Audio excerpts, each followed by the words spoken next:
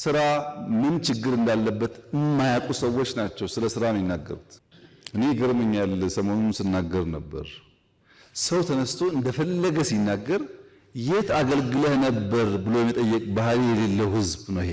አሜሪካን ሀገር ራሱ ካላገለገለ ልጄ ወታደር ነበር፣ እህቴ ወታደር ነበረች እያለ ይመካል። አዘ ፋሚሊ ሰርቭ አድርገናል ብሎ መሪ እንኳን ሲወዳደር አባቴ አርበኛ ነበር፣ ወንድሜ እንደዚህ ነበር ይላል።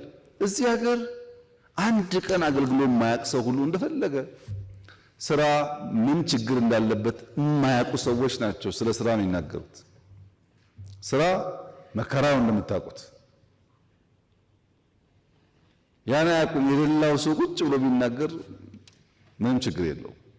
ያ አመለካከት እስካልተፈታ ጊዜ ድረስ የምናስባቸው በርካታ ጉዳዮች እንዳሻነው ላይፈቱ ይችላሉ።